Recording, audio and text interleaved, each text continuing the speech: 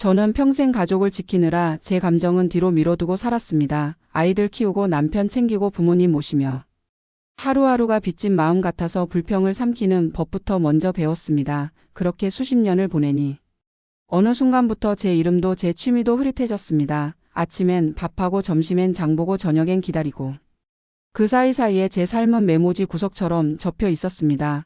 그럼에도 저는 이 집이 안전하다고 믿었습니다. 최소한 서로의 등에 칼을 꽂지는 않겠지. 최소한 가족이라는 이름 하나로 버틸 수 있겠지, 그렇게 믿었습니다. 그런데 그 믿음이 깨진 날은 아주 평범한 저녁이었습니다. 남편은 술 냄새를 풍기며 현관을 열고 들어왔고 저는 자동처럼 물을 내밀었습니다. 손 씻고 밥 드세요 라고 말하려는 순간 남편이 웃지도 화내지도 않은 얼굴로 말했습니다. 나 이제 다른 여자 좀 만나려고 해. 더 숨기지 않을게. 너도 알 권리가 있잖아. 그 한 문장이 제 가슴을 찢었습니다. 저는 어이가 없어서 물 한 잔을 내려다보며 물었습니다. 뭐라고요? 농담이에요. 남편은 고개를 저으며 의자에 털썩 앉았습니다. 농담 아니야. 우리가 너무 오래 참고 살아서 서로한테 남은 게 의무뿐이야. 나는 이제 내 인생을 즐기고 싶어. 너도 내 인생 살면 되지. 저는 숨이 막혀서 창문을 열었다 닫았다 했습니다. 아이들은 이제 다 컸고 제 어깨에서 내려간 짐이 조금은 가벼워진 줄 알았는데 그 빈자리를 남편의 이 말이 찬물처럼 점령했습니다. 저는 차갑게 물었습니다. 그럼 나는요? 내가 버틴 세월은요? 당신 밥하고 빨래하고 당신 가족 행사 챙긴 시간은 다 뭐였죠? 남편은 지친 얼굴로 말했습니다. 고맙지. 그러나 고마움이 사랑은 아니잖아. 우리는 서로를 돌봤을 뿐이지. 나는 더 이상 이 관계가 감옥 같지 않았으면 해. 그때 현관이 또 열리고 딸이 들어왔습니다.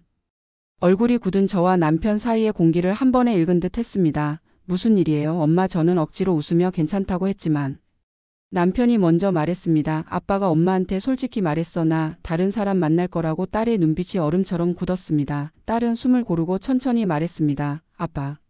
지금 제 앞에서 그 말을 해요. 진심이에요. 남편은 시선을 돌렸고 딸은 제 손을 꼭 잡았습니다. 엄마 방에 들어가요. 저는 손을 뿌리치고 남편을 똑바로 봤습니다. 지금 당장 나가라는 소리는 안 할게. 대신 오늘 이 말이 어떤 의미인지 스스로 생각해 보세요. 당신이 오늘 무너뜨린 건 결혼이 아니라 우리라는 말의 마지막 기둥이에요. 남편은 피곤하다는 듯 고개를 돌리고 방으로 들어가 버렸습니다. 그날 밤 저는 부엌 의자에 앉아 싱크대에 손을 얹은 채로 밤을 새웠습니다. 수도꼭지에서 떨어지는 물방울 소리가 심장 박동처럼 느껴졌습니다. 한 방울 한 방울.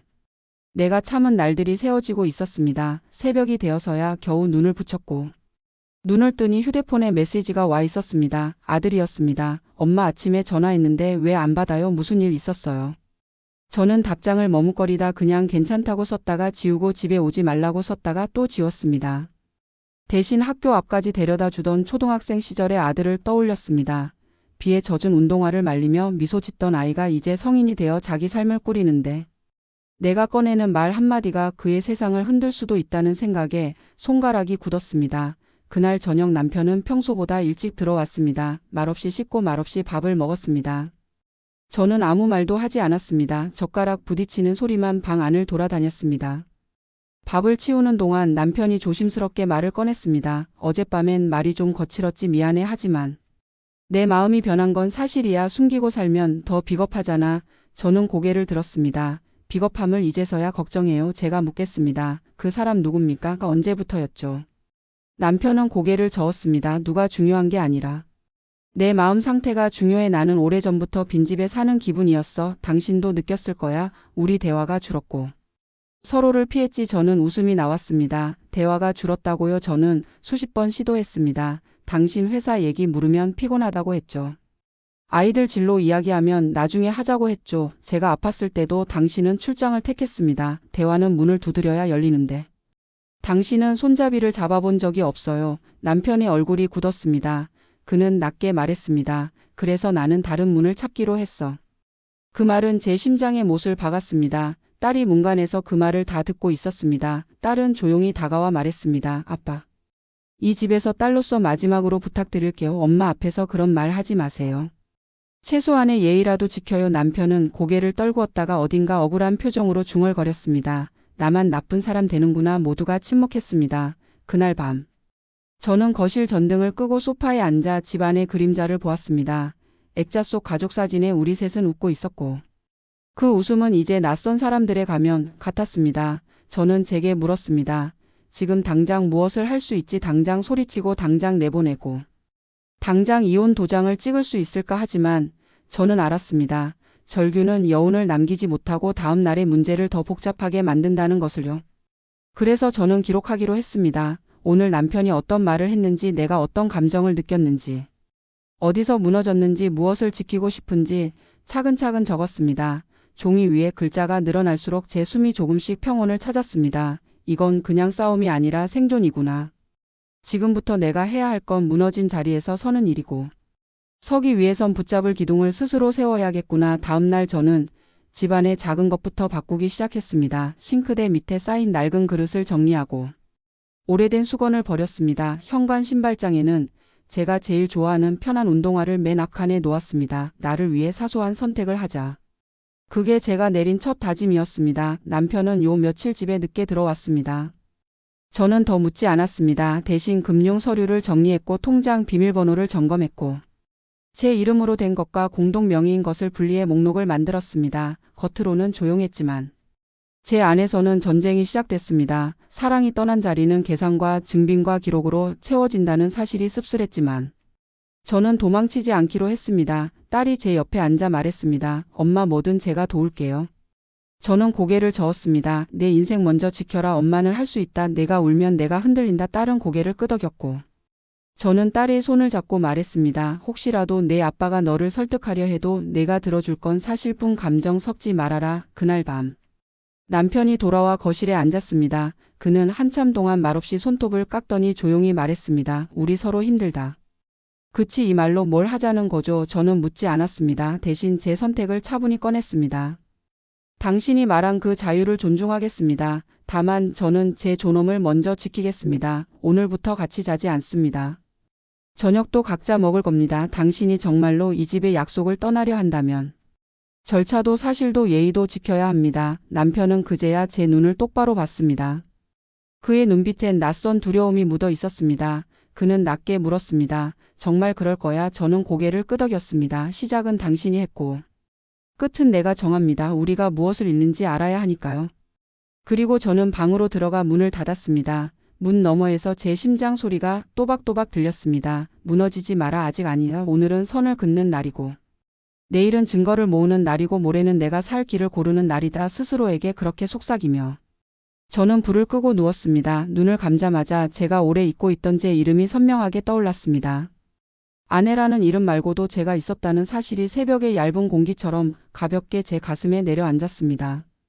그리고 저는 조용히 결심했습니다. 이 집의 어둠을 밝히는 스위치는 더 이상 남편의 손에 있지 않다고요. 이제부터 제 손으로 켜고 끄겠습니다. 제 호흡으로 제 시간을 움직이겠습니다. 내일 아침엔 은행에 가고 변호사 상담을 잡고 필요한 서류를 정리하겠습니다. 그리고 마지막으로 남편에게 묻겠습니다. 당신의 선언이 장난이 아니라면 책임을 지라고요. 침묵과 모른 척으로 지나가지 말고 문서로 말하라고요. 그게 우리가 서로에게 남길 수 있는 최소한의 예의라고요. 저는 이렇게 일막의 문을 닫습니다. 어제까지는 무너졌다면 오늘부터는 서겠습니다. 그리고 내일 나는 걸을 겁니다. 어디로 가는지는 몰라도. 적어도 더 이상 거짓의 그림자 속으로는 돌아가지 않겠습니다. 남편이 바람을 피우겠다고 선언한 지 며칠이 지났습니다. 그는 마치 예고라도 하듯 집에 들어오지 않는 날이 늘어갔습니다. 새벽에야 들어오기도 하고 아예 외박을 하기도 했습니다. 핑계는 늘 같았습니다. 회식이 길어졌다. 거래처 사람들과 술자리가 늦어졌다. 그런데 저는 그의 와이셔츠에서 낯선 향수를 맡았고 셔츠 주머니에서 호텔 영수증을 발견했습니다. 확인하려 하지 않아도 증거는 저절로 제 눈앞에 떨어졌습니다.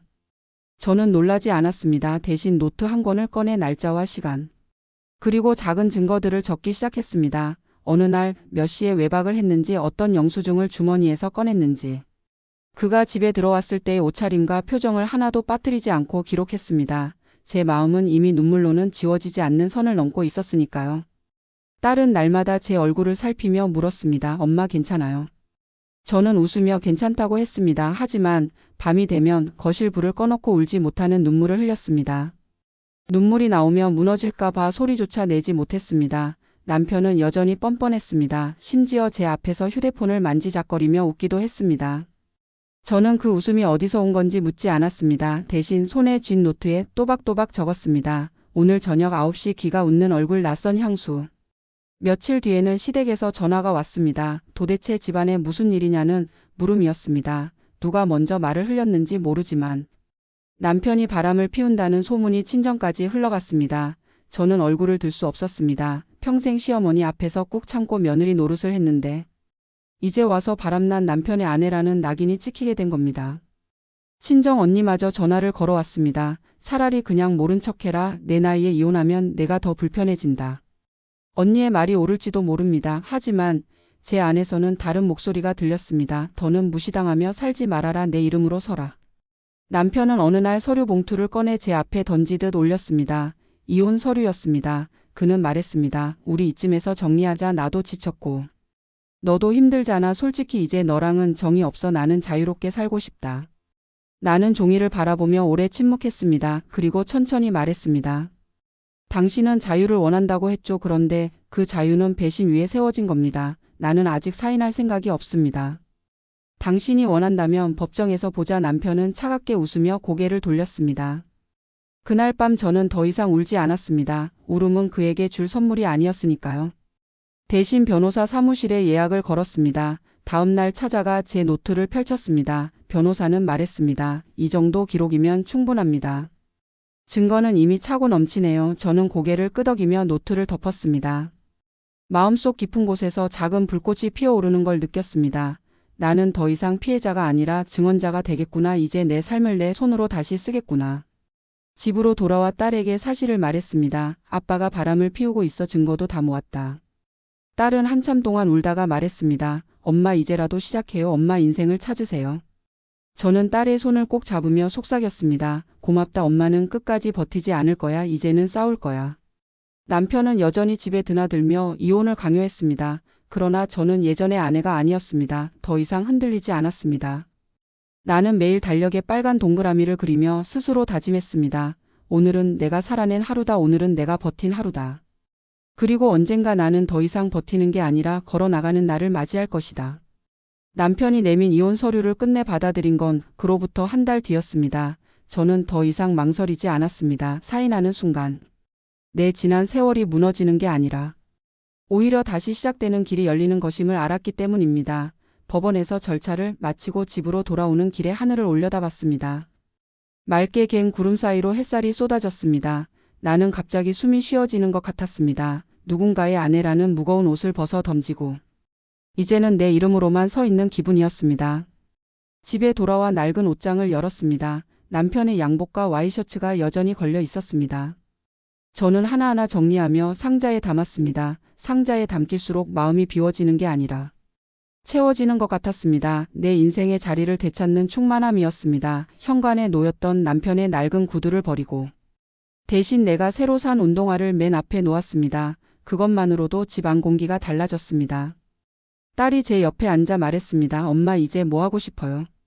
저는 잠시 생각하다가 웃으며 대답했습니다. 나 그림 배우고 싶다. 어릴 적부터 해보고 싶었는데 기회가 없었거든. 딸은 제 손을 꼭 잡으며 말했습니다. 엄마 이제 엄마 인생 사세요. 저는 그 말에 눈물이 났습니다. 그런데 이번 눈물은 서러움의 눈물이 아니라 기쁨과 설렘의 눈물이었습니다. 다음 주부터 저는 문화센터에 등록했습니다. 낯선 사람들이 함께하는 교실에 들어섰을 때 처음에는 어색했지만 곧 설레기 시작했습니다. 연필을 잡고 흰 종이에 첫 선을 긋는 순간 마치 제 삶의 새로운 장을 쓰는 기분이었습니다. 수십 년 동안 남편과 아이들 뒤에 숨겨졌던 제 이름이 종이 위에서 살아나는 듯 했습니다. 이제는 아침에 눈을 뜨면 남편의 눈치를 보지 않아도 됩니다. 내가 먹고 싶은 음식을 차려 먹고 내가 걷고 싶은 길을 걸을 수 있습니다. 그 자유가 이렇게 따뜻하고도 가벼운 줄 몰랐습니다. 길모퉁이에 핀 작은 꽃을 바라보며 미소를 짓고 아이들의 웃음소리가 들리면 발걸음을 멈추고 귀 기울일 수 있습니다. 그렇게 소소한 일상이 저에게는 새로운 선물입니다. 저는 더 이상 피해자가 아닙니다. 버텨낸 세월을 부끄러워하지도 않습니다. 그 시간 덕분에 지금의 내가 있으니까요. 다만 이제는 더 이상 참고만 사는 사람이 아니라 선택하며 사는 사람이 되겠습니다. 제 이름을 크게 불러줄 사람은 아무도 없어도 저는 스스로를 불러낼 수 있습니다. 오늘도 내일도 그리고 앞으로의 나날도. 라디오를 듣는 분들께 조심스럽게 말씀드립니다. 늦었다고 생각해도 절대 늦은 게 아니었습니다. 저는 이른을 앞두고도 새로운 길을 선택했습니다. 나를 위해 사는 길을요. 남편의 배신은 내 삶을 무너뜨린 게 아니라 나를 다시 일으켜 세운 계기가 되었습니다. 이제 저는 두렵지 않습니다. 내일이 어떤 모습이든 저는 제 발걸음으로 걸어갈 겁니다.